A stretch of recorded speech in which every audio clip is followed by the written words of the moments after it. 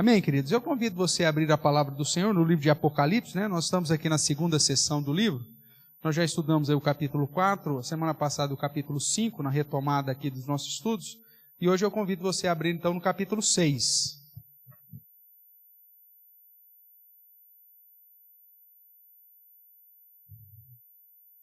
Obviamente que não vamos terminar o capítulo 6 hoje, mas pelo menos vamos ler o capítulo para ir tomando conhecimento, e à medida que a gente for avançando, a gente vai relembrando a leitura que fizemos ou que faremos agora. Convido você a acompanhar a leitura que farei de Apocalipse, capítulo de número 6, que diz assim: Vi quando o Cordeiro abriu um dos 7 selos, e ouvi um dos 4 seres viventes dizendo, como se fosse voz de trovão: Vem.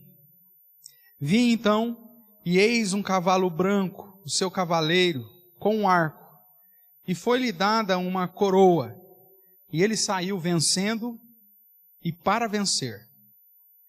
Quando abriu o segundo selo, ouvi o segundo ser vivente dizendo, Vem. E saiu outro cavalo, vermelho, e o seu cavaleiro. Foi-lhe dado tirar a paz da terra, para que os homens se matassem uns aos outros. Também lhe foi dado uma grande espada. Quando abriu o terceiro selo, ouvi o terceiro ser vivente dizendo, Vem. Então vi, e eis um cavalo preto, e o seu cavaleiro com uma balança na mão. E ouvi uma como que voz no meio dos 4 seres viventes dizendo, uma medida de trigo por 1 denário, 3 medidas de cevada por 1 denário, e não danifiques o azeite e o vinho. Quando o Cordeiro abriu o 4º selo, ouvi a voz do 4º ser vivente dizendo, Vem. E olhei e eis um cavalo amarelo e o seu cavaleiro, sendo este chamado Morte, e o inferno o estava seguindo. E foi-lhes dada a autoridade sobre a 4ª parte da terra para matar a espada, pela fome, com a mortandade e por meio das feras da terra. Quando ele abriu o 5º selo, vi debaixo do altar as almas daqueles que tinham sido mortos por causa da palavra de Deus e por causa do testemunho que sustentavam. Clamaram em grande voz, dizendo, Até quando, ó soberano Senhor, santo e verdadeiro, não julgas, nem vingas o nosso sangue dos que habitam sobre a terra? Então, a cada um deles foi dada uma vestidura branca, e lhes disseram que repousassem ainda por pouco tempo, até que também se completasse o número dos seus conservos, e seus irmãos que iam ser mortos, como igualmente eles foram. Vi quando o Cordeiro abriu o 6º selo, e sobreveio grande terremoto. O sol se tornou negro como saco de crina, a lua toda como sangue. As estrelas do céu caíram pela terra, como a figueira, quando abalada por vento forte, deixa cair os seus figos verdes. E o céu recolheu-se como um pergaminho quando se enrola. Então, todos os montes e ilhas foram movidos do seu lugar. Os reis da terra, os grandes, os comandantes, os ricos, os poderosos, e todo escravo, e todo livre, se esconderam nas cavernas e nos penhascos dos montes, e disseram aos montes e aos rochedos, Caí sobre nós, e escondei-nos da face daquele que se assenta no trono e da ira do Cordeiro, porque chegou o grande dia da ira deles. E quem é que pode suster-se? Até aqui a leitura então, irmãos. Considerando aí, o recomeço, depois de um período que nós ficamos ausentes por causa do período de férias. Então, vamos relembrar rapidamente aqui a questão da segunda sessão.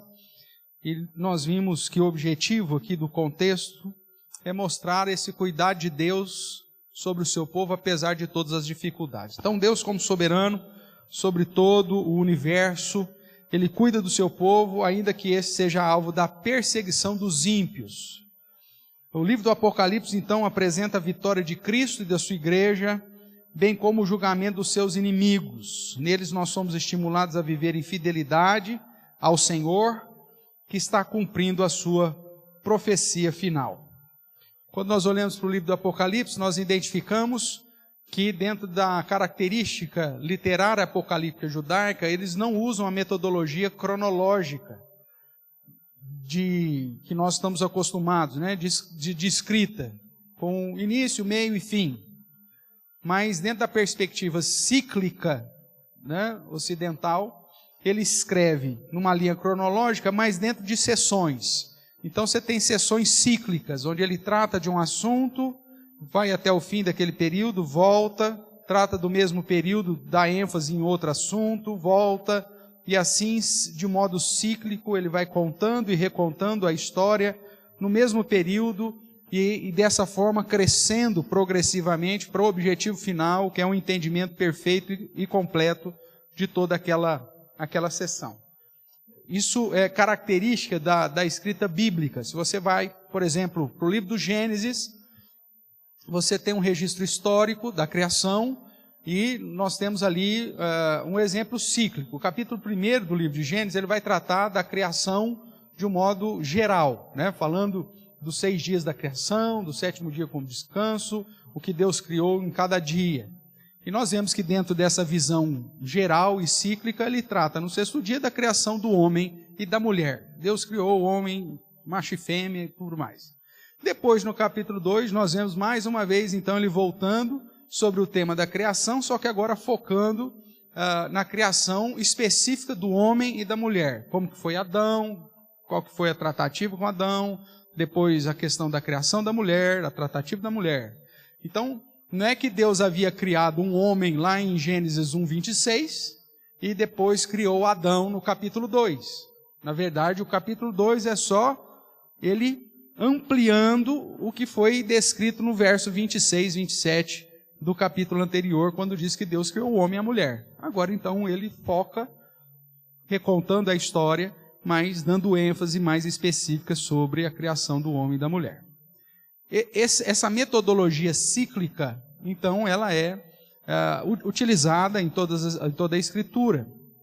Nós vemos isso também nos oráculos do Antigo Testamento. Quando você vai estudar, por exemplo, o livro de Daniel, você vai ver o livro na Revelação trazendo, por exemplo, o sonho de Nabucodonosor, da grande estátua. Nós já usamos aqui, inclusive, vamos passar rapidamente por ela.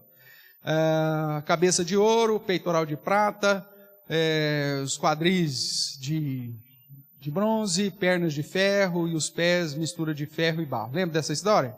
Que trata dos quatro impérios de uma geração após a outra: o Império Babilônico, o Império Medo-Persa, o Império Grego-Macedônio e o Império Romano. E depois a divisão do Império Romano em 10 outros impérios menores até o fim do Império propriamente. Depois, na sequência do livro de Daniel, você vai ver que ele tem a visão dos animais. E você vai lá ver que ele vai ter, então, também a visão de 4 animais.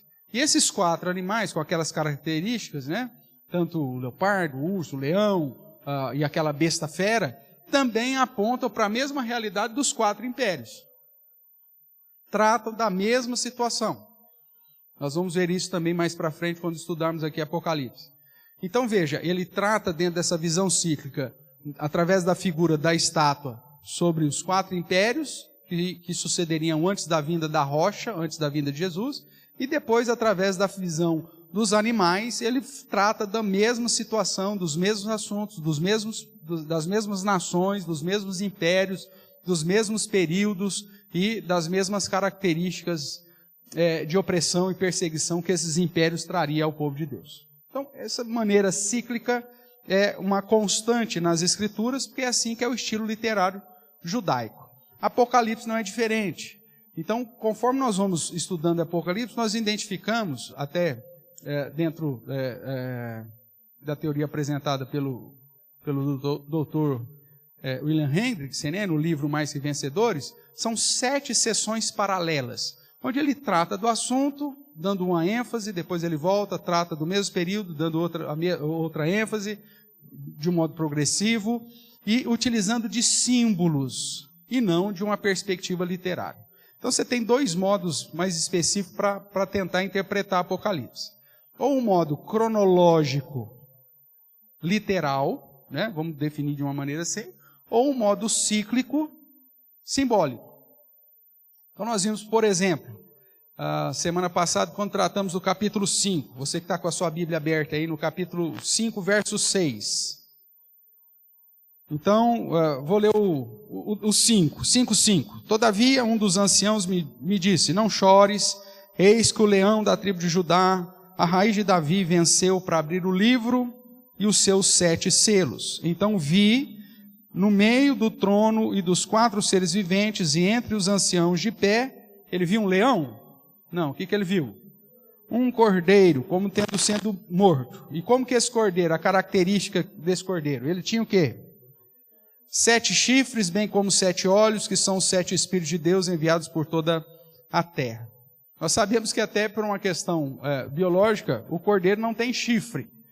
E provavelmente o que João estava descrevendo aqui na sua visão não era uma situação literal, mas que apontava para as questões simbólicas, que para o povo de Deus fazia sentido para tratar das características de Jesus, o leão da tribo de Judá, a raiz de Davi, e o Cordeiro de Deus que tira o pecado do mundo. E essa ideia, portanto, da perfeição, sintetizada no número 7 aqui, no sentido de 7 chifres, como nós já vimos em várias outras passagens também do Antigo Testamento, aponta para poder. Então, simplesmente está dizendo que o Cordeiro que venceu, ele é onipotente, ele tem todo o poder. Com 7 olhos, aponta para a ideia de que ele tem a totalidade do conhecimento, ele é onisciente, ele vê todas as coisas, ele conhece todas as coisas, por isso ele tem 7 olhos. E aí quando ele diz que são 7 Espíritos de Deus, nós sabemos que nós tratamos da trindade, nós não estamos tratando de 9 pessoas, divindade, 7 Espíritos, mais o Pai e mais o Filho. Não, são 3, mas os 7 Espíritos aponta aqui, que estão, segundo aqui o texto, enviados por toda a terra, que aponta para essa onipresença, né, do próprio Deus. Então veja, de um modo simbólico, João está descrevendo a essência de poder, de conhecimento, de onipresença de Jesus que venceu, e por isso ele é chamado de Cordeiro. Não é literal, né? Você não vai chegar lá no céu e encontrar um cordeiro de 7 chifres, com 7 olhos, e esses olhos que são os 7 Espíritos que foram enviados. Isso não é literal, é uma forma simbólica que toda a Bíblia já usa, os oráculos de Deus apresentam isso, para indicar a essência do poder, do conhecimento e da presença de Jesus sobre tudo e sobre todos. Então, nós vimos que dentro dessa questão cíclica, Apocalipse escrito de modo cíclico, nas 7 sessões, nós encontramos ele tratando do período que vai desde a primeira vinda de Cristo até a segunda vinda de Cristo, ou o dia do estabelecimento do novo estado, ou do estado final do novo céu, da nova terra. Ele faz isso em sessões. A primeira sessão, chamada As Cartas às Igrejas, onde ele fala para a igreja de toda a época, de todo o tempo, de todo o mundo, de qualquer lugar da parte do mundo, de qualquer época, até a volta de Jesus. Por isso que a cada final de carta ele chama a atenção, quem tem ouvidos ouça o que o Espírito diz às igrejas, sempre no plural, porque não é de um modo cronológico, como a metodologia cronológica literal tenta interpretar. Aquilo que Jesus fala para a igreja de Éfeso não era só para a igreja primitiva, era também, mas não só para a igreja primitiva, mas é para toda a igreja de todo o tempo. Inclusive aquilo que foi dito a Éfeso serve para nós também. Nós não estamos simplesmente vivendo a igreja de Laodiceia, como se fosse a última. Não, estamos também. Mas aquilo que foi dito a Filadélfia, aquilo que foi dito a Pérgamo, aquilo que foi dito a Tiatira, ou seja, todas as 7 igrejas, são palavras que fazem sentido para nós ainda hoje, da mesma forma que fazia sentido para a igreja lá no início da era cristã. E a exortação na primeira sessão é que a igreja seja fiel, apesar do desânimo espiritual, apesar da perseguição, e atenta às heresias, os falsos mestres e as falsas doutrinas que tentarão conduzir essa igreja para longe de Cristo. Na segunda sessão, que é o que nós estamos aqui, começando no capítulo 4, nós vemos aí a sessão da visão do trono de Deus e os 7 selos. A ideia na primeira sessão é explicar onde está Jesus nessa história toda e o que ele espera da igreja. E Jesus diz, olha, eu estou no meio de vocês, eu conheço todas as coisas, eu estou no meio dos candeeiros, eu tenho na minha mão direita as 7 estrelas, são os pastores da igreja, ou a liderança da igreja. Ou seja, eu estou com vocês, e eu sei o que está acontecendo, e eu sei que vocês têm que tomar cuidado com o desânimo espiritual, com a perseguição e com as heresias. Segunda sessão vai dizer por que Jesus subiu ao céu, por que ele não ficou aqui.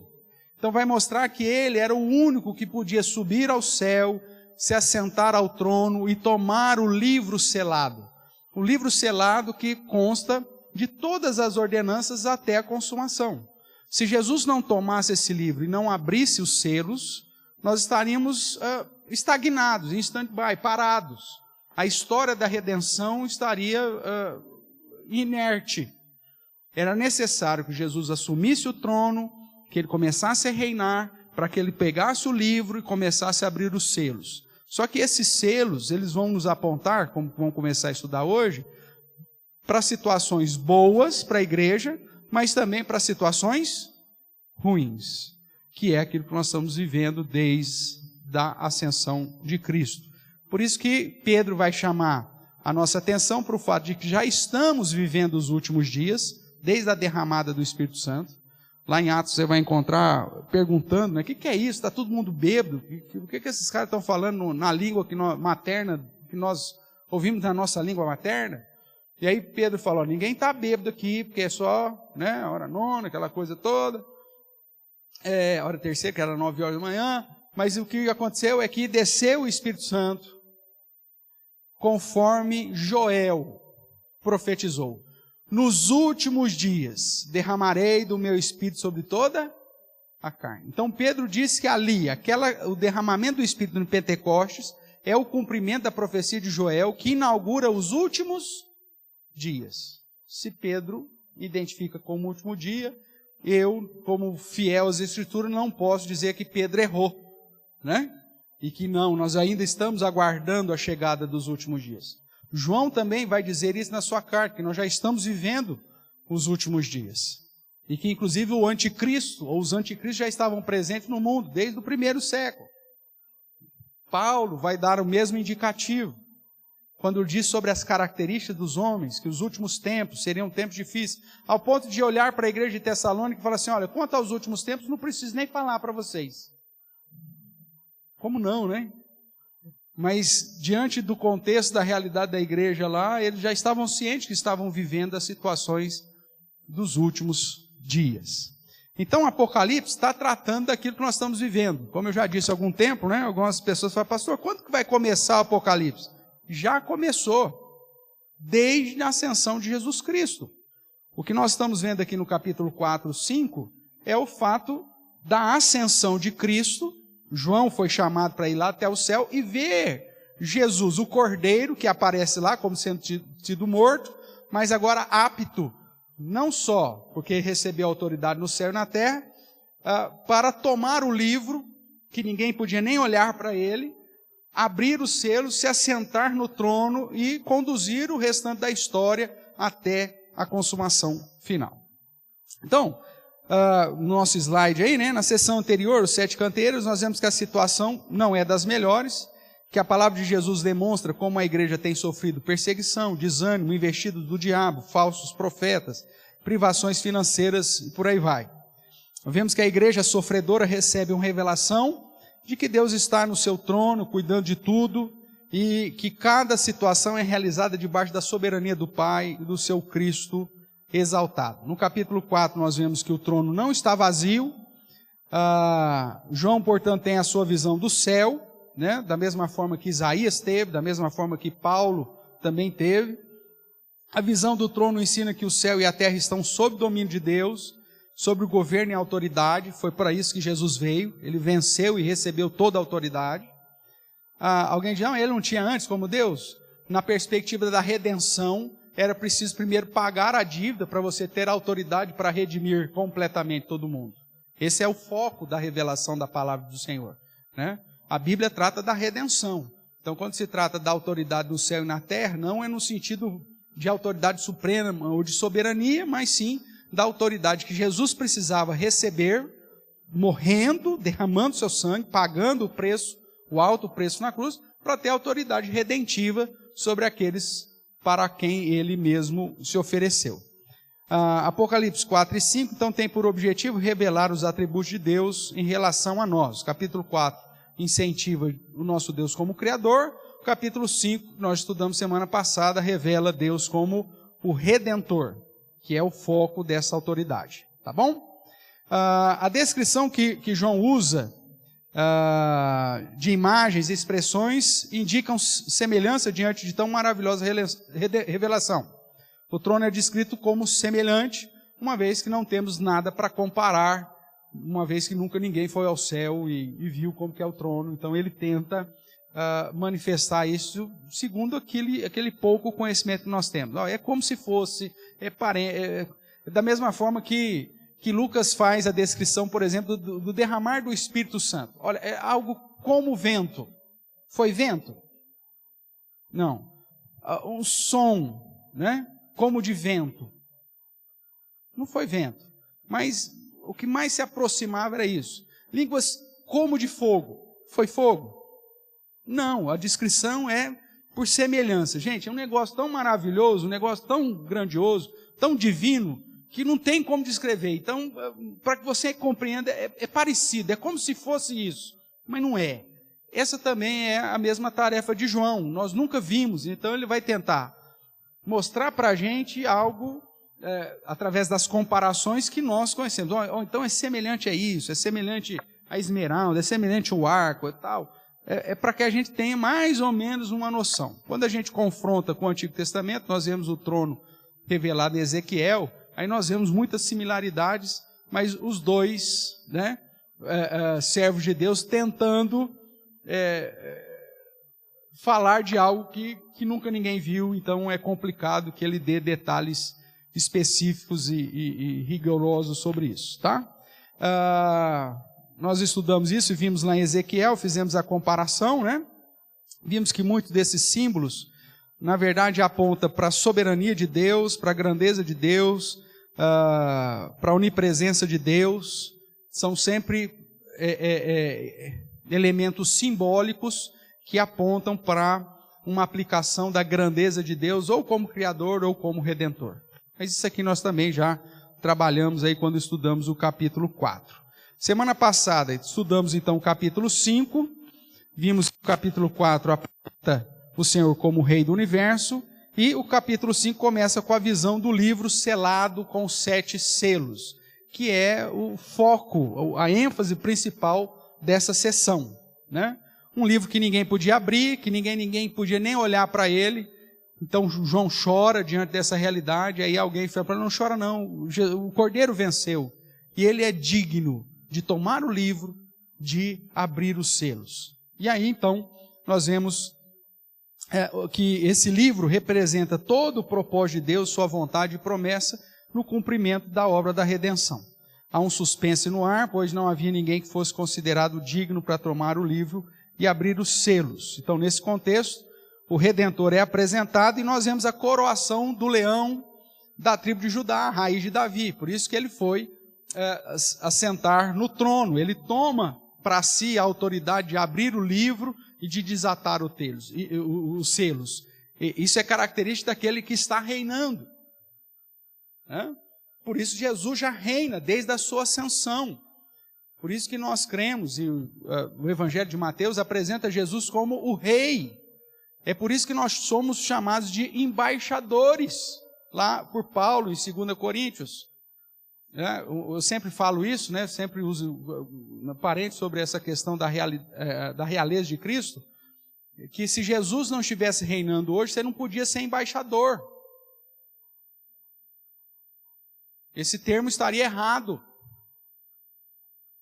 Porque só existe embaixador de uma nação existente, né? Eu brinco, né? Você chegar lá em Brasília, no Itamaraty, aí você chega lá, eu pedi uma informação, eu quero registrar uma embaixada.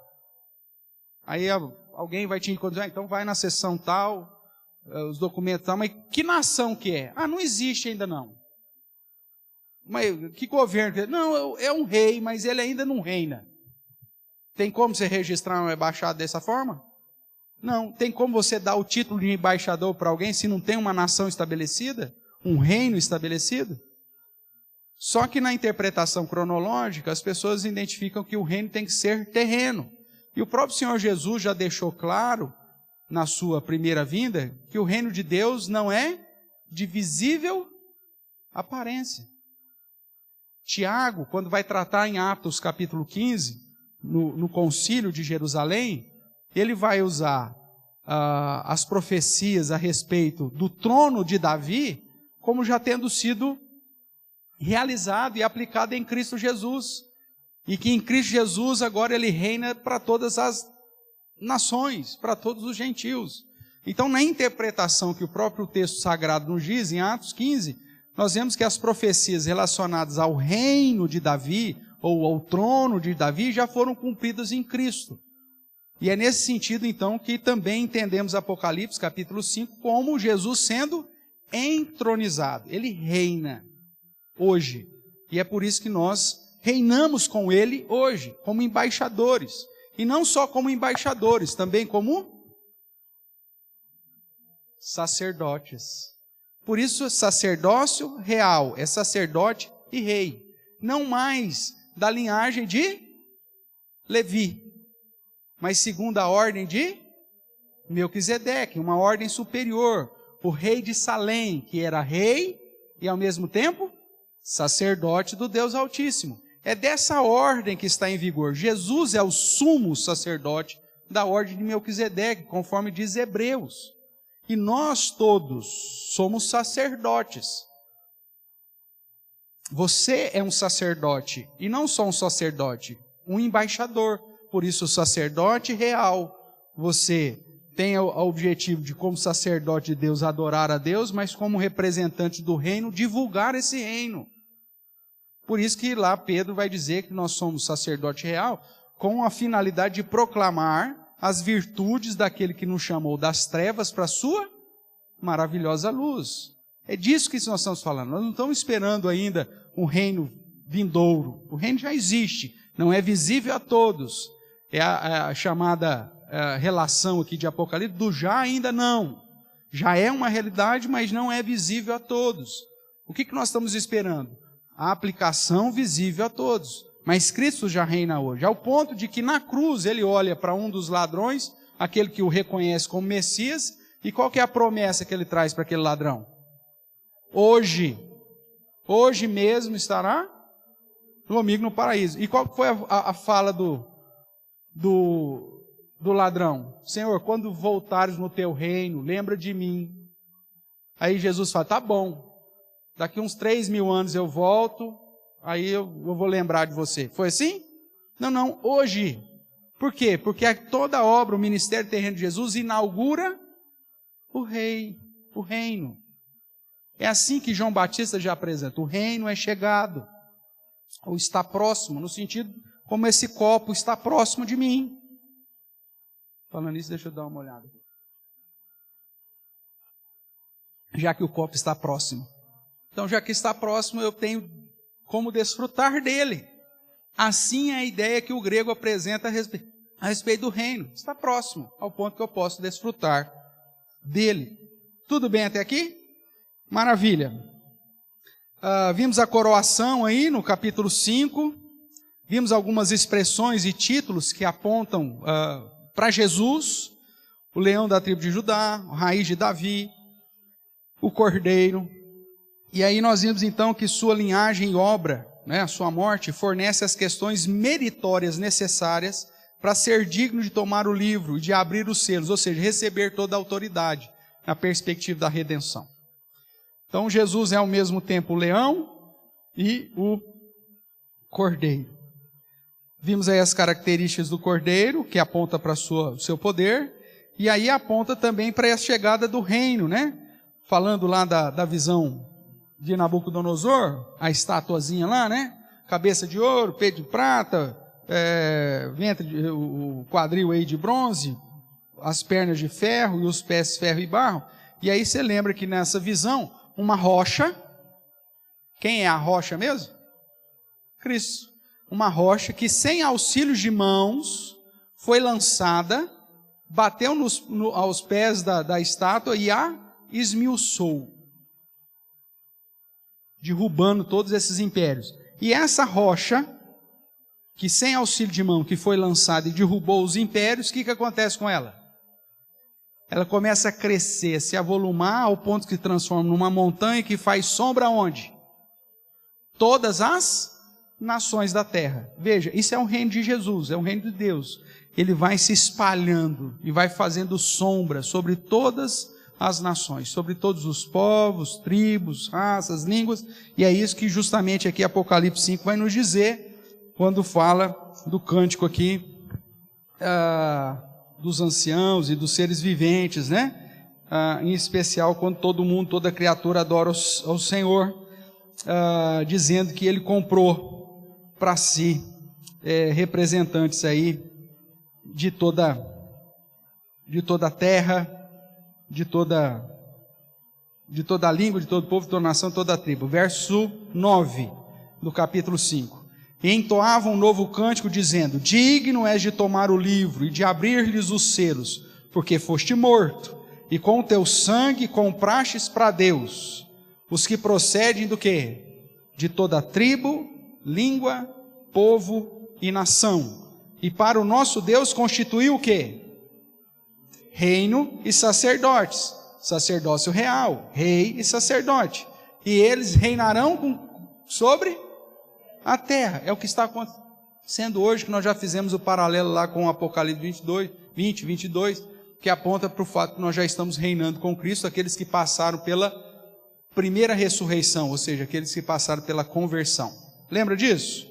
Então beleza, então vamos caminhar. Dito isso, então esse Jesus que assentou no trono, tem toda a autoridade, todo o poder, no céu e na terra, sentou no trono, tomou o livro, e aí o capítulo 6 começa a dizer o que acontece quando ele toma o livro e começa a abrir os selos. Então é disso que nós vamos tratar hoje aí, o cordeiro e os 7 selos. Jesus, que é o leão e o cordeiro, já está sobre o trono, com autoridade sobre o céu e terra, e começa a aplicar os propósitos e desígnios de Deus que estão escritos no livro selado, abrindo os selos. Veja no capítulo 6, verso 1, quem que abre os selos? Vi quando? O cordeiro. Só ele pode. Vamos fazer um paralelo aqui com o capítulo 5. Verso 5. Capítulo 5, verso 1. Vi na mão direita daquele que estava sentado onde? No trono, é figura de Deus Pai. Um livro, escrito por dentro e por fora, de todo selado com quê? 7 selos. O verso 2 diz: quem que é digno de abrir o livro, de desatar os selos? O verso 3 diz: ora, nem no céu, nem sobre a terra, nem debaixo da terra, ninguém podia abrir o livro, nem mesmo o quê? Olhar para ele. Aí o capítulo 5 vai mostrar quem é digno de olhar para o livro, de tomar o livro e de abrir os selos. Quem que é digno? O cordeiro que venceu, Jesus Cristo, que agora recebeu a autoridade redentiva e consegue então aplicar todos os propósitos de Deus até o final dos tempos para a aplicação da redenção definitiva sobre o seu povo. Tudo bem até aqui? Tranquilo?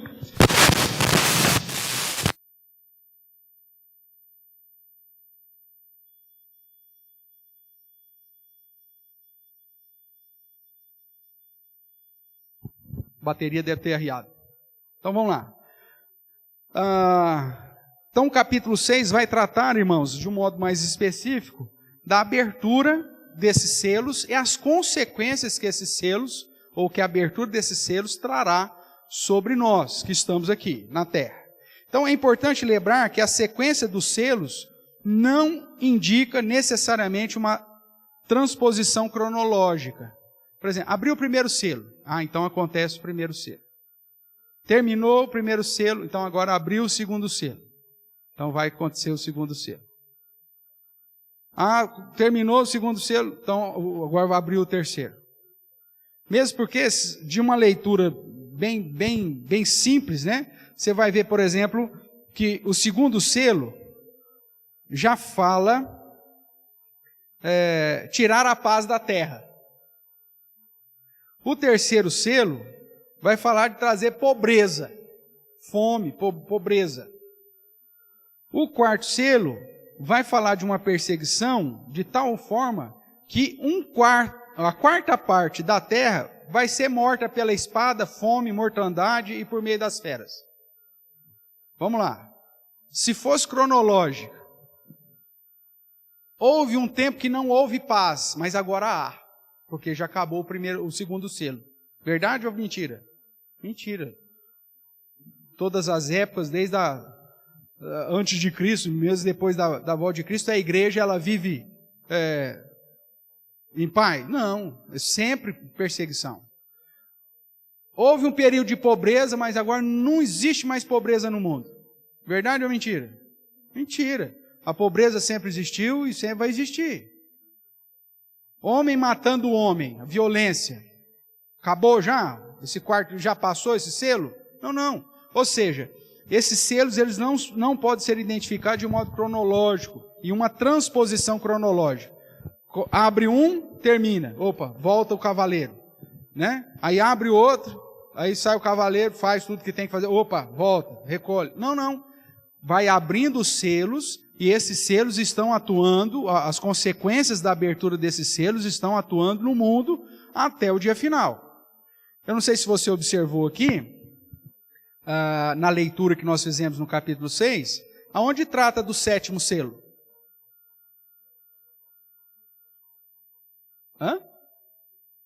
Mas não são 7 selos? Não diz que o livro é selado com 7 selos? E cadê o sétimo selo? Sempre você vai ver assim essa transição de sessões. O sétimo selo depois vai, na verdade, abrir a questão das trombetas. Para mostrar que é tudo junto e misturado. Não são cronologicamente com transposição. Começa um, termina o primeiro, aí tem que esperar terminar para depois vir. Não, é tudo ao mesmo tempo. Tudo bem? Então isso já é importante você trabalhar. Para aqueles que definem Apocalipse numa linha cronológica, eles vão interpretar os selos, as trombetas, os flagelos, como sendo progressivos. Começa um, acabou. Aí começa o outro, acabou. Né? Aí a gente vê, por exemplo, você vai ver trombeta com flagelo, com selo, tudo acontecendo ao mesmo tempo. Essa semana mesmo aconteceu um negócio desse. Você tem o terremoto, aí você tem fogo não sei na onde, aí você tem inundação em outro lugar. Aí, Jesus misturou os selos aqui, misturou os trombetas. Não, é que já está tudo previsto dessa forma mesmo. Tudo bem? Então vamos lá, vamos começar aí. Então, obviamente, há um progresso no tempo, culminando, obviamente, lá no juízo final, mas a ação dos cavaleiros são simultâneas no período em questão, né? Que é desde a ascensão de Cristo, quando Cristo subiu ao céu, até a sua volta. É sempre esse período que vai ser tratado aqui. Por que cavalo, pastor? Porque são situações que acontecem de repente. É algo inesperado, irmãos. Se fosse algo que fosse possível prever, não seria cavaleiros, não teria cavalo, seria jabutis, seriam preguiças. Mas não, o cavalo é para demonstrar que é um negócio inesperado. Tem como você pode até prever, né? Alguém falou, vai ter um terremoto nessas placas tectônicas, sei lá do que, pode ser daqui a 100 anos. Aí o cara acaba de falar, pum, acontece. Não dá para prever. Vem a cavalo. Nós temos até um ditado que fala isso, né? Que os mais antigos aí, qualquer notícia ruim vem a cavalo. Por que notícia ruim vem a cavalo? Porque vem rápida. Quando acontece um trem ruim, você fica sabendo logo. Até os mais velhos falaram assim, eu estou com medo, não sei se aconteceu. Se tivesse acontecido alguma coisa, você já estava ciente. Porque notícia ruim vem a cavalo. Não é assim que usavam os mais velhos? Então, essa é a ideia. Então vamos lá, irmãos. Vamos entrar aqui na figurinha aí dos 4 cavaleiros, né? Pelo menos dos 4 primeiros selos. A ilustração aí talvez também apagadinha, mas é um cavalo branco, um cavalo vermelho, um cavalo preto, e na verdade é um cavalo... o amarelo não é a cor exatamente da tradução aqui, alguns vão traduzir como verde, você pode e tal, mas é um cavalo meio esquisito, é uma cor meio esquisita, tá? Algumas traduções vão dizer amarelo, outros vão trazer verde, outros vão trazer basco, não sei. É uma cor meio buraco de cerca, como diria o meu pai. Não dá para saber direito o que é, né? Burro quando foge, né? Mais ou menos isso. Mas a cor aqui, na verdade, não tem, são símbolos, né? Não necessariamente apontam para alguma coisa específica. Tem gente que, não, a cor significa... É lógico que ela vai nos dar um indicativo, mas não é tão importante, mas sim todo o contexto. Então vamos lá, primeiro selo. Vamos reler aqui. Vi quando o cordeiro abriu um dos 7 selos e ouvi um dos 4 seres viventes dizendo como se fosse voz de trovão. Vem. Então nós já vimos que os 4 seres viventes se referem aos seres celestiais, né? Como for apresentado, as chaves da interpretação está lá em Ezequiel, Jeremias, Daniel, que apontam para eles, né? Todos eles, um com cara de leão, outro com cara de touro, de bezerro, outro com um homem, de águia, lembra? Mas que aponta para seres celestiais. É assim que Apocalipse é apresentado. E um desses 4 seres, então, vem e diz, pode vir, libera o primeiro cavalo e o primeiro cavaleiro.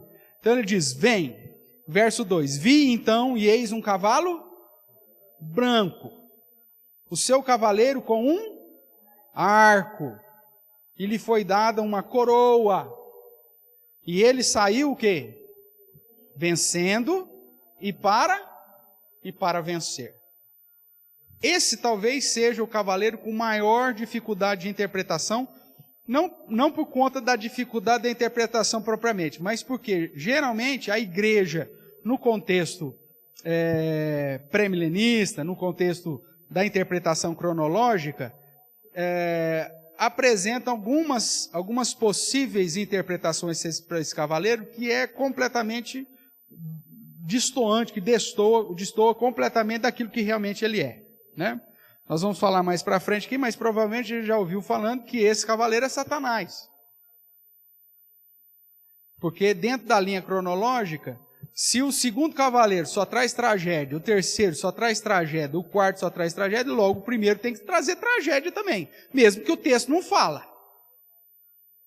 Só que a visão de interpretação bíblica do paralelismo progressivo simbólico, você tem que obedecer às imagens que o texto traz e interpretar essas imagens segundo a chave que o próprio texto ou que as escrituras nos fornece. Não tem como eu forçar uma interpretação que não está no texto. Se eu fizer isso, eu estou errando na minha interpretação.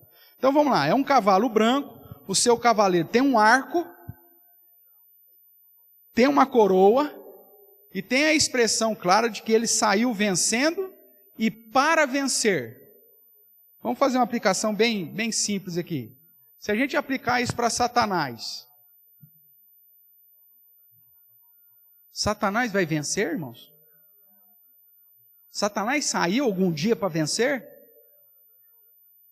O texto diz que ele saiu vencendo. Satanás venceu em algum momento da história? Não. E saiu para vencer. Vai. Como que eu posso aplicar isso ao diabo se a própria Bíblia diz que ele já está condenado e que ele nunca terá nenhuma vitória?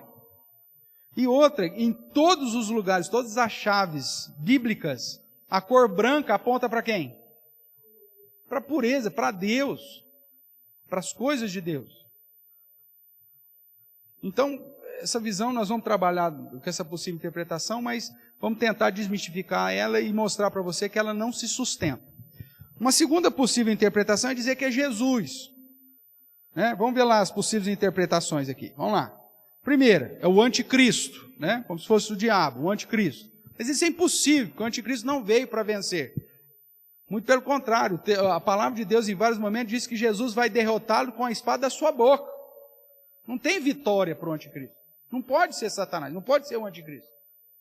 A cor dele não é branco, a arma dele não é o arco. Né? É porque, não, mas é flecha, os dardos inflamados. Não tem como você fazer essa conexão. Então, cuidado. Segunda interpretação, dizem que é o próprio Cristo. Mas peraí, quem está abrindo o livro selado? Não é o Cordeiro? Quem que é o Cordeiro? Olha, cobra o escanteio e vai lá correr da cabeçada? Não. Se ele foi assunto ao céu para sentar no trono, e ele é o único que tem poder para olhar para o livro, pegar o livro, desatar o selo, ele abre o selo e já vai de cavalo. E quem que vai abrir o segundo selo? Quem que vai abrir o terceiro, o quarto, o quinto e os outros todos? Não pode ser Cristo. Mesmo porque na figura de Cristo, apresentada aqui em Apocalipse mesmo, a chave que ele nos deu, Jesus usa arco? Não, Jesus usa espada. Ele tem coroa, é verdade, mas ele usa espada. Então, temos uma dificuldade de se interpretarmos se foi o próprio Cristo. Uma possibilidade, que inclusive o Dr. Henk se apresenta, é o Espírito Santo. Mas a ideia não é que o Espírito Santo saiu vencendo para vencer. Mas a possibilidade, que inclusive Henk também defende, que mais faz sentido, é que com a vitória do Cordeiro, o Evangelho, que é o que vai alcançar os eleitos de Deus, este sai vencendo para vencer, apesar de toda perseguição e dificuldade que porventura os outros cavaleiros tragam. Esse Evangelho é o próprio Cristo, por isso ele é puro. Jesus é a palavra. Esse Evangelho, ele é coroado, porque ele é a palavra do próprio Deus. Ele é soberano, esse Evangelho. A palavra de Deus nunca passará. O mundo passa, mas o Evangelho não. E esse Evangelho, ele tem alcance inigualável. Por isso o arco. Ele alcança todas as nações, todas as línguas. É algo que o ser humano não compreende. Quanto mais perseguição aos cristãos, mais o Evangelho sai vencendo para vencer. Quanto mais dificuldade os cristãos passam, mais eles pregam o Evangelho, anunciam as boas novas, e esse Evangelho alcança o propósito de fazer com que a rocha, que era pequenininha, que esmiuçou lá a estátua, se avolume de tal forma que faça sombra e alcance pessoas de todas as línguas, tribos, povos e nações. Então, muito faz sentido de que esse primeiro cavalo, esse primeiro cavaleiro, com a abertura dos selos, é o progresso do Evangelho alcançando todas as nações. Por isso ele saiu vencendo para vencer. As portas do inferno não prevalecerão contra a igreja, contra o povo de Deus. Nele nós somos mais que vencedores. Não é assim que o apóstolo Paulo vai nos chamar lá no capítulo 8? Mesmo que venha sofrimento, morte, fome, nudez. Lembra do texto lá de Romanos 8? Nem morte, nem profundidade, nem isso, nem nada pode me separar do amor de Cristo, o amor de Deus que está em Cristo Jesus. Nele somos mais, se não me engano, Romanos 8:37. Nele somos mais que vencedores. Essa é a ideia.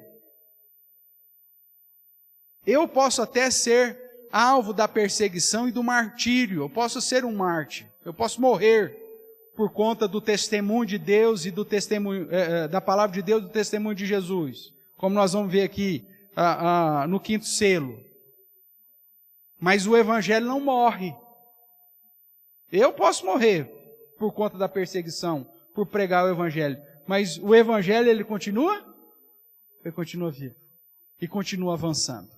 Então, a grande probabilidade aqui de interpretação é que o primeiro cavaleiro, o cavalo branco, que é coroado, que é com um arco, que sai vencendo, e para vencer é a questão do Evangelho. Então o branco aponta aqui para essa santidade, a pureza, que faz todo o sentido com o Evangelho de Cristo, né? Que não é aplicado ao anticristo, não tem como.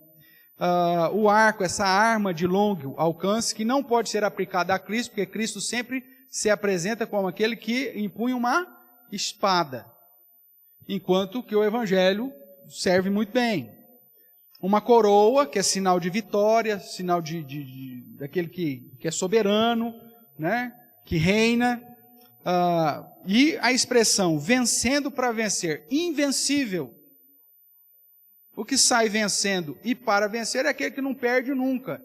E nós sabemos que quando nós olhamos para o Evangelho, que o Evangelho ele nunca perde. Porque ele ganha quando alcança os eleitos de Deus e quando condena os preteridos. O Evangelho, irmãos, ele nunca é fracassado. Porque ou ele cumpre o propósito de alcançar aqueles que se convertem, aqueles que creem, que se arrependem e têm fé, mas ele também é vitorioso quando aplica justiça sobre aqueles que não creem, quando serve para a condenação daqueles que rejeitam a Cristo. Então não tem como o Evangelho perder. Ele sempre sai para vencer. Então, dentro de todo o contexto bíblico, faz sentido. O anticristo não tem essas características. Não pode ser. O que os selos têm nos ensinar é o seguinte: apesar do avanço e da vitória do Evangelho, mesmo em detrimento da morte dos cristãos, o Evangelho não vai ser parado. Ele não perde. Mesmo que venha perseguição, mesmo que não haja paz, mesmo que haja morte, mesmo que haja fome, mesmo que haja injustiça sobre aqueles que temem a Deus e são fiéis no testemunho de Jesus, o Evangelho continua vencendo. Mesmo que você pregue o Evangelho e ninguém se converta, ele continua sendo vencedor, porque ele cumpriu o propósito. Ele cumpriu o propósito. É aquilo que João, né, vai dizer. Aqueles que se achegam para o Senhor são beneficiados pelo Evangelho, e aqueles que rejeitam já estão condenados porque rejeitaram a luz, mas isso não diminui o poder do Evangelho. O poder do Evangelho continua sendo o mesmo. Ele nunca perde. Ele sempre vence. Então a interpretação mais plausível para o primeiro cavaleiro é que Jesus, ao assumir o trono, ele então abre o selo que garante a vitória da pregação do Evangelho até o último dia. Irmão, já tentaram acabar com o Evangelho de todas as formas. Já aconteceu perseguição em todos os sentidos. Mas o Evangelho continua? Continua de pé. O videozinho que eu coloquei lá para você, que você vai assistir depois, ele mostra muitos cristãos falando assim: não, tentaram me matar, tentaram não sei o quê. Mas o que eles queriam? Que eu abandonasse o Evangelho. Mas eu nunca vou abandonar o Evangelho de Jesus Cristo, porque é Ele que é a palavra de vida. O Evangelho nunca vê derrota. Mesmo quando alguém rejeita as boas novas do Evangelho, o Evangelho continua cumprindo com o seu propósito. Ou de salvação, ou de condenação. E Deus continua sendo glorificado quando alguém é salvo e quando alguém é condenado. Porque ou se glorifica o amor e a graça de Deus, ou a justiça e sua ira. O Evangelho nunca perde. Isso fica claro para você? Tranquilo? Então vamos lá. O anticristo, então, não corresponde a essas características, né? Não pode ser o anticristo. O próprio Cristo encarnado também não, porque é ele quem abre os selos, e geralmente quando sai para guerrear, ele é apresentado como uma figura que segura uma espada. Quer ver um exemplo aqui em Apocalipse mesmo? Apocalipse 19, abra sua Bíblia lá. Apocalipse 19, verso 11 em diante. Vi o céu aberto e eis um cavalo branco. O seu cavaleiro se chama Fiel e Verdadeiro, e julga e peleja com justiça. Os seus olhos são chama de fogo, na sua cabeça há muitos diademas. Tem um nome escrito que ninguém conhece, senão ele mesmo. Está vestido com um manto tinto de sangue, e o seu nome se chama Verbo de Deus. Está falando de quem, meus irmãos? Quem que é o Verbo? Quem que está manchado de sangue, porque morreu? Jesus. Tudo bem? Está falando de Jesus. Está sentado num cavalo branco. E seguiam os exércitos que há no céu, montando cavalos brancos, com vestiduras de linho finíssimo, branco e puro. E sai da sua boca um arco. É isso que está escrito aí? Não. Sai da sua boca o quê? Uma espada afiada, para com ela ferir as nações, e ele mesmo a regerá com cetro de ferro, e pessoalmente pisa o lagar divino do furor da ira do Deus Todo-Poderoso.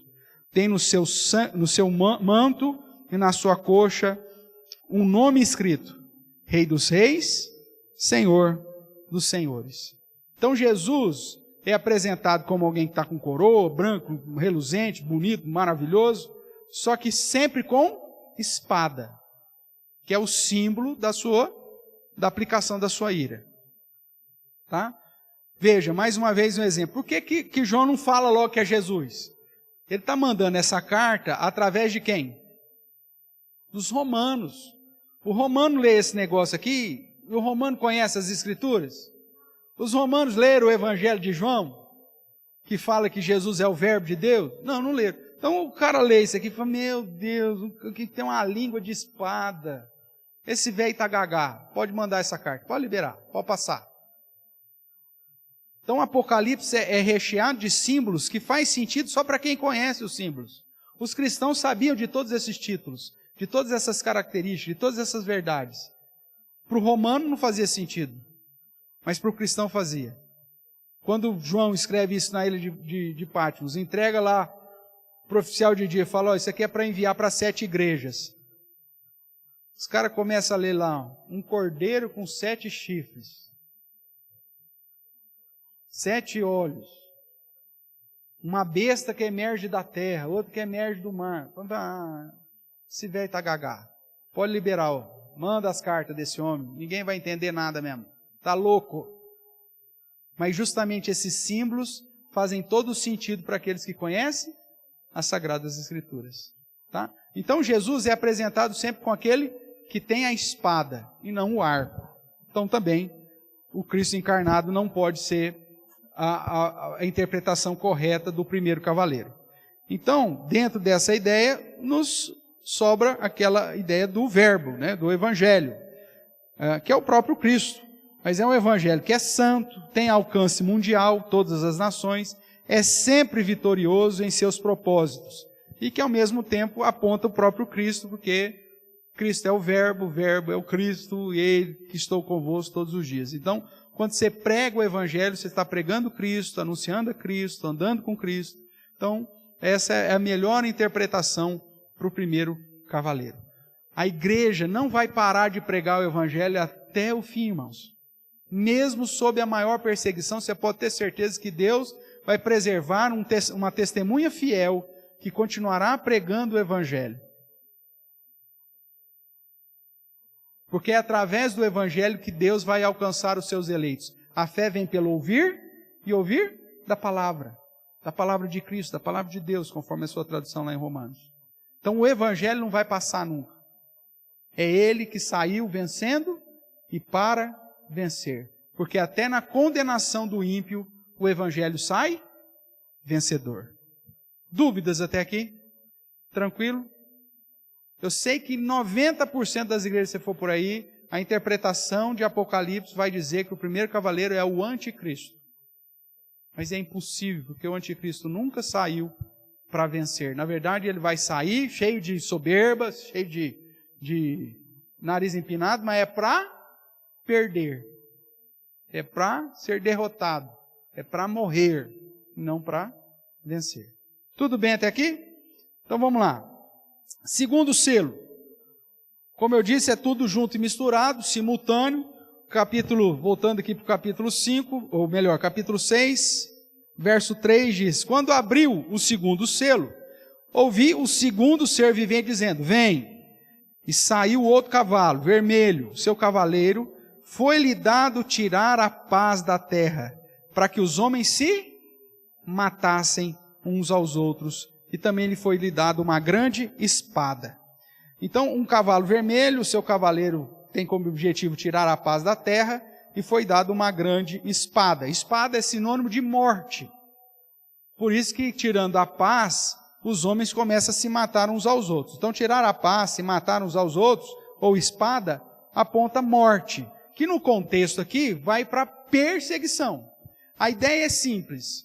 Jesus venceu, subiu ao céu, assumiu o trono, pegou o livro, deu autoridade para se pregar o evangelho a toda criatura, ide por todo o mundo e pregar o evangelho a todas as nações, fazendo discípulos de todas as nações. Esse evangelho vai alcançar, ele saiu vencendo e para vencer.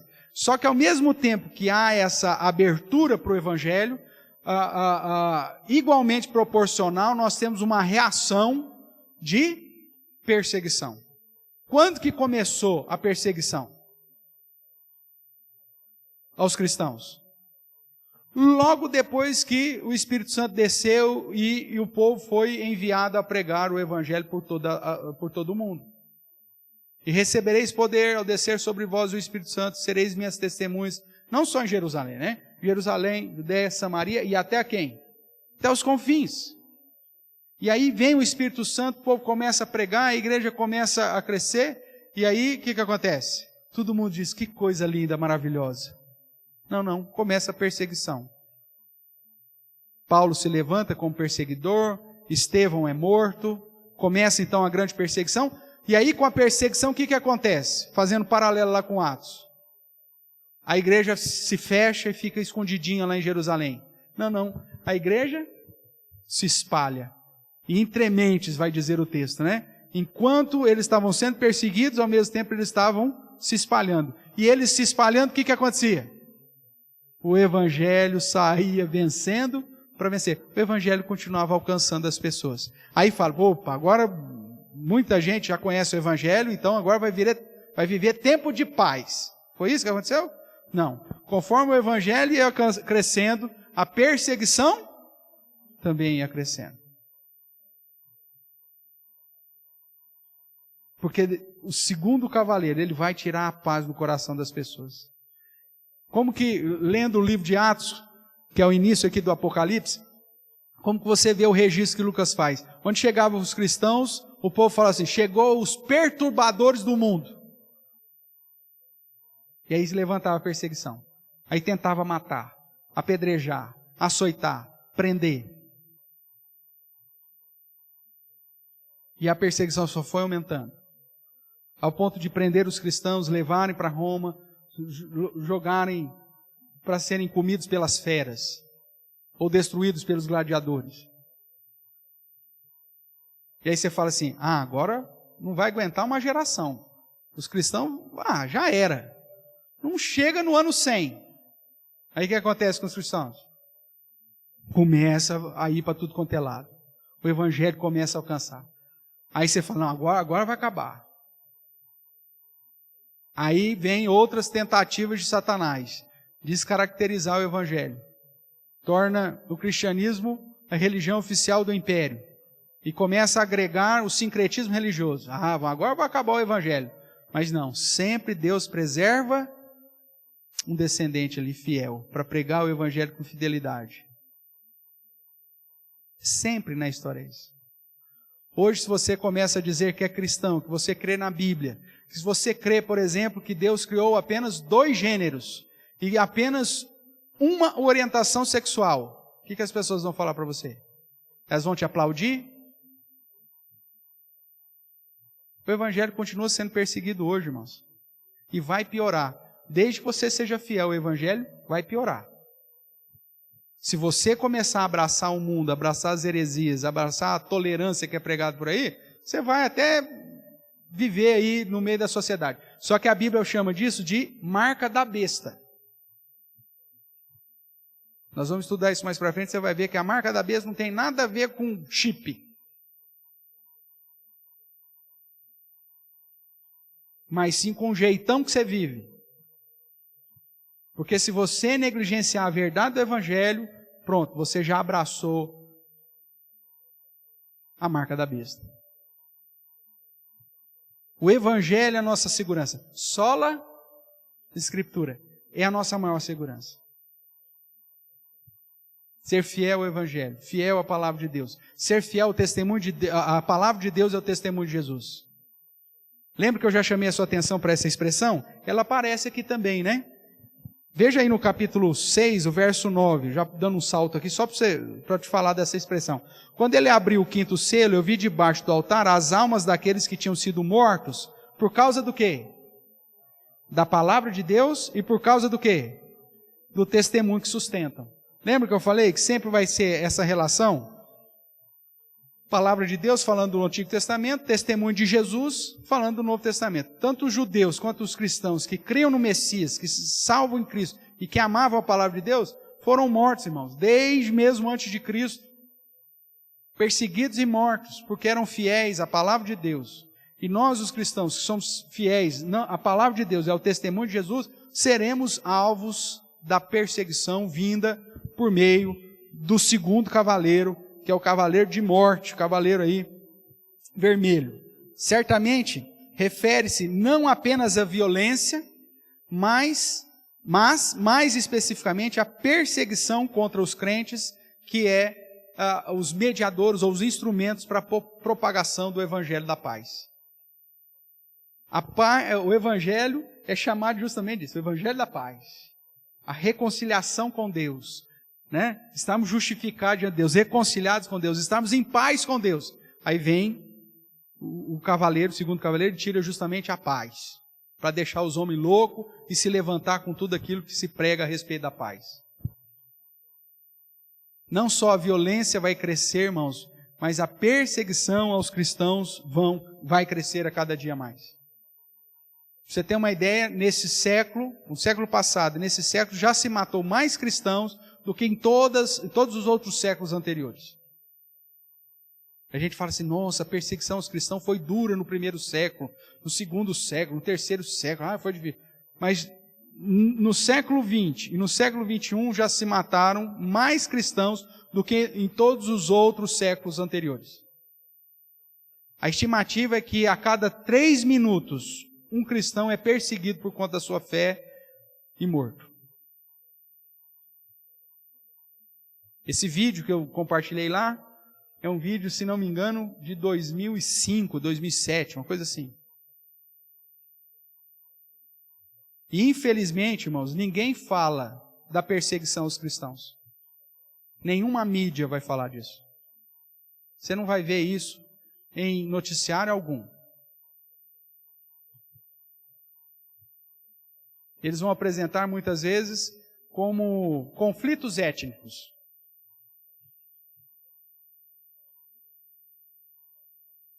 O Boko Haram entrou numa aldeia na Nigéria e matou todas as pessoas da aldeia. Ah, mas por quê? Ah, porque era de uma etnia diferente. Mentira. Era porque eram cristãos. Até eram de etnia diferente, mas a motivação não foi étnica. A motivação foi religiosa. Põe fogo. Corta no facão.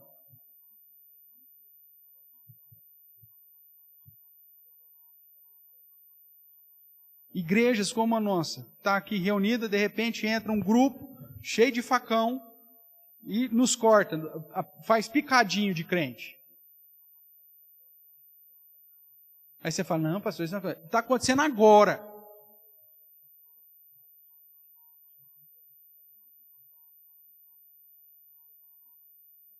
Na Índia, na África e em vários outros lugares. Nós vimos recentemente, é que a gente esquece, a gente não tem memória para isso. Mas nós vimos recentemente, inclusive, enviado imagens pela internet não foi Hezbollah, quem foi lá? Que mataram os cristãos egípcios lá, cortaram a garganta deles lá no Mar Mediterrâneo. Fugiu o nome agora. O ISIS. Né? Grupos terroristas, extremistas islâmicos, jihadistas, que matam cristãos simplesmente porque eles são cristãos. Esse Boko Haram, irmãos, é terrível no contexto de África Ocidental.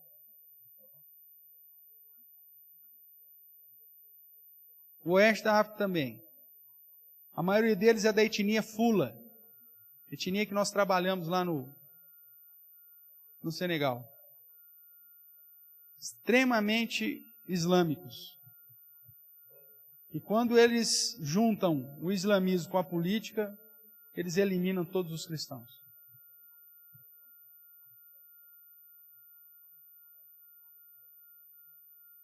Da mesma forma que o primeiro selo abre a oportunidade do avanço do Evangelho, na mesma proporção, a perseguição se levanta contra os crentes, que são os instrumentos para a pregação desse Evangelho da paz. Vamos caminhar aí mais um pouquinho. Terceiro selo. Quando abriu o terceiro selo, ouvi o terceiro ser vivente dizendo, vem. Então vi e eis um cavalo preto, o seu cavaleiro com uma balança na mão. Uma balança comercial, aquela com dois pratos, né? E ouvi uma voz como voz no meio dos quatro seres viventes dizendo, uma medida de trigo por 1 denário, 3 medidas de cevada por 1 denário, e não danifiques o azeite e o vinho. Então aqui nós estamos diante do cavalo preto, o seu cavaleiro com a balança na mão. Veja que aqui nós temos algumas expressões relacionadas à questão mercadológica. Balança é instrumento de precisão para compra e venda de peso. Aí você tem medida de trigo, 3 medidas de cevada. Você tem azeite, você tem vinho. E aí você tem uma expressão monetária aqui. Qual que é a moeda aqui que ele trata aqui? O denário. Perfeito. Quando nós vamos para o Evangelho, nós vemos que talentos, se trata de moedas, e 1 denário refere-se ao pagamento de um dia de serviço. Lembra da parábola do senhor da vinha? Que ele saiu de manhã, contratou os trabalhadores para trabalhar na sua vinha, e o combinado era, no final do dia, receber 1 denário. Aí depois ele foi chamando às 9 da manhã, ao meio-dia, às 3 da tarde, e às 5 da tarde ele chamou os caras que estavam meio perdidos lá, e eles vieram, e ele começa a pagar dos últimos para o primeiro. E os últimos que trabalharam 1 hora só, ele paga o quê? 1 denário. Os primeiros falaram assim, mas que coisa é? Olha, eu não estou sendo injusto com vocês. Eu fui gracioso com os outros. Porque o combinado de um dia de serviço é 1 denário. Aí, qual que é a relação aqui? O que é uma medida de farinha, irmãos? Essa questão aqui, ela é meio cheia de dúvidas, mas a ideia é que aquilo que você usava para fazer a quantidade de pães para você, para sua família. É algo simples. Vamos trazer aqui de um modo bem tosco. Vamos dizer, um pãozinho francês. É uma medida. Um pãozinho francês pelo salário de 1 dia. É muito ou é pouco? É pouco? É muito. Extremamente muito. Vamos pegar hoje, é lógico que essa relação é bem simples, mas Vamos lá, quanto que ganha uma diarista hoje? R$150? Servente de pedreiro? Quanto que ganha um servente de pedreiro? 200? Vamos pôr então por... O pedreiro um pouco mais. Mas vamos pôr, 150 que seja. Teve gente que se animou a ser servente de pedreiro aí, ganhando 200 por dia. Mas vamos lá. Que seja, 150 por dia. Aí você trabalha de servente de pedreiro o dia inteiro, meu amigo.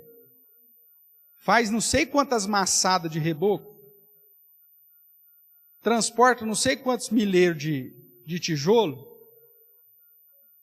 Joga não sei quantos milheiros de telha para cima. Aí no final do dia o cara te dá o dinheiro. Você vai lá no supermercado e compra o quê? Um pãozinho francês. Topa? O que significa isso aqui? Injustiça, pobreza, miséria. Os cristãos vão ser perseguidos, irmãos, inclusive financeiramente falando. Então vamos lá. A balança, à luz do verso 6, né? Que era a ideia de mostrar as questões mercantis aí, refere-se ao comércio, os alimentos de um modo especial, e consequentemente indica fome. Refere-se à resignação sofrida pelo povo de Deus quando resolve assumir um compromisso com o Evangelho. A dificuldade financeira, a provação. Um denário compra uma medida de trigo. Um denário, serviço de um dia, compra 3 medidas de cevada. Agora o rico, ninguém mexe com ele. A voz diz, não danifiques o azeite e o vinho. Tem azeite e vinho na casa de pobre? Não, só tem azeite e vinho na casa de rico. São elementos no contexto do Novo Testamento, do Antigo e do Novo Testamento, que apontam para pessoas que são bem de vida. Azeite e vinho são símbolos que apontam para aqueles que têm. Ninguém vai mexer com os ricos, só que com os crentes vão mexer. Quer ver um exemplo no nosso contexto? Se você aplicar corretamente o padrão do cristianismo no seu trabalho, dependendo de onde você está trabalhando, você vai ser mandado embora amanhã.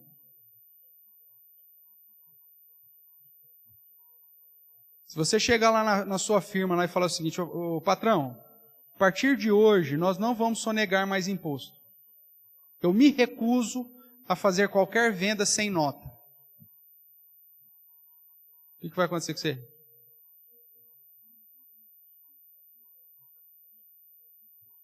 Passa no RH. Você é vendedor de carro, cristão, e você sabe que o motor daquele carro tá para fundir. Aí o seu patrão chega e diz, você tem que vender esse carro aí, porque isso é uma bucha para nós. Fala que é filé, hein? Fala que é filé. Aí chega as pessoas, eu estou precisando de um carro assim, esse aqui é um filezinho. Aí você fala para o seu patrão, não vou fazer isso. Eu vou falar, esse carro está barato porque ele está com motor ruim. Daqui mais uns 10 mil você vai ter que fazer o motor dele. O que vai acontecer com você?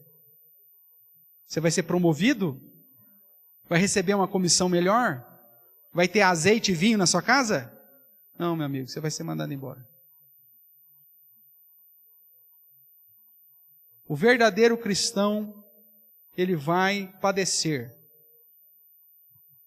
Porque o terceiro cavaleiro, ele tem uma balança injusta na mão.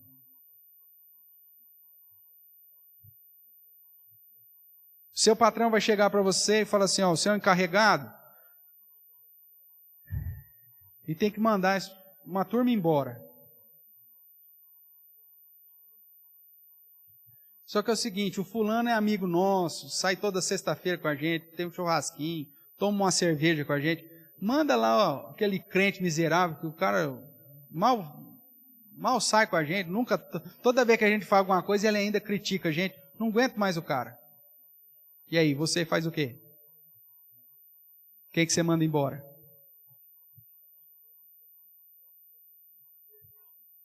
O puxa-saco lá, que é um péssimo do empregado, mas é amigo do chefe faz churrasquinho com o cara toda sexta-feira, ou o cristão que justamente por ser cristão não entra nesse tipo de festa e nesse tipo de prática.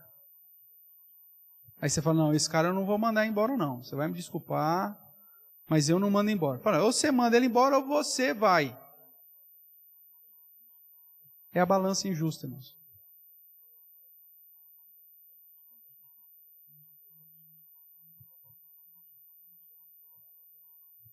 É o juiz de direito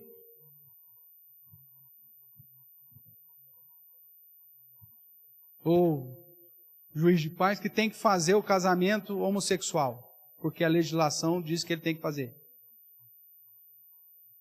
Aí o cara cristão fala assim, eu não vou fazer. O que vai acontecer com ele? Vai ser promovido. Vai lá para o Supremo Tribunal. É isso? Está fora. Essa é a balança injusta que vai trazer privação, provação e às vezes até mesmo necessidade. Quando você quer fazer realmente o que é certo, como o verdadeiro servo de Deus, que guarda a palavra de Deus e o testemunho de Jesus, você vai estar sujeito à ação do terceiro cavaleiro.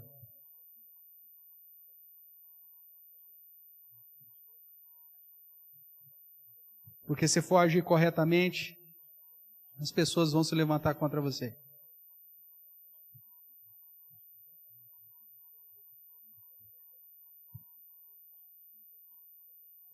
Essa é a dificuldade. Vamos caminhar até o quarto aqui? Ou mais um pouquinho, né? Vamos ver aqui ainda o terceiro tem alguma coisa. Nós temos aí a inflação, uma medida de trigo a 1 denário, a desigualdade social. Tem gente que não consegue comprar uma medida de trigo, o outro está lá vivendo no azeite e no vinho. Aí a relação que nós já falamos, né? 1 quilo de trigo igual a 1 denário, que é o serviço de um dia. 3 quilos de cevada, ou 3 medidas de cevada, igual a 1 denário. O trigo e cevada são alimentos básicos de subsistência. Ou seja, o pobre vai ficar cada vez mais pobre. Se ele agir com fidelidade, é isso que vai acontecer. E o azeite e vinho, como já disse, é coisa de rico. Apesar da fome ou privações que o cristão passar, é dada uma ordem para não danificar as coisas do rico. Ou seja, ninguém danifique nem o azeite nem o vinho. Não se revolte.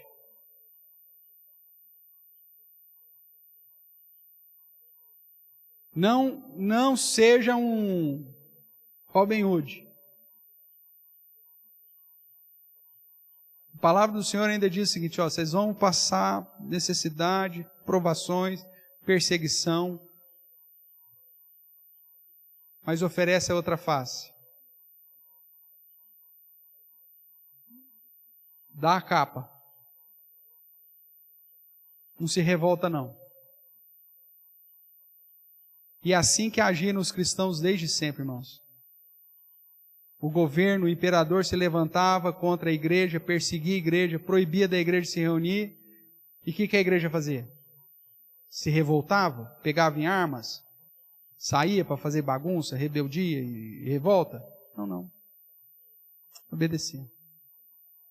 Ia para a catacumba, ia para os cemitérios, ia para as grutas, ia passar fome, se juntava em comunidades, porque foi nos dada a ordem para não danificar nem o azeite, nem o vinho. Difícil isso, hein? Mas essa é a consequência do terceiro cavalo com seu cavaleiro. Tudo bem até aqui, irmãos? Eu vou parar hoje aqui, até por conta do nosso horário, e aí nós vamos entrar nos dois mais, mais complicado, que é a metade do capítulo 6 para frente, que trata do 4º, 5º, 6º selo e a transição para o 7º selo, que na verdade é o que vai abrir, o 7º selo vai estar aí no capítulo 8, ó, se você olhar, mas o 7º selo na verdade já abre a primeira trombeta, a segunda trombeta e assim vai, para mostrar dessa progressão, inclusive da perseguição. Nós vamos ver que aqui os selos vão tratar da destruição de 1/4. a quarta parte da terra. Depois, metade. Depois, 75%. Depois, que é o dia final, a destruição de todas as coisas. Alguma pergunta, irmãos? Até aquilo que nós vimos aqui? Essa transição que nós fizemos, capítulo 4, 5 e 6. Então, as dificuldades que os cristãos passam, a perseguição que os cristãos passam, está debaixo do senhorio daquele que está sentado no trono, abrindo os selos e permitindo que todas essas situações aconteçam. Aí alguém pode perguntar, pastor, mas até quando? Essa pergunta já foi feita. Nós lemos aqui. E Jesus também já deu a resposta. E aí nós veremos, se Deus quiser, na próxima semana.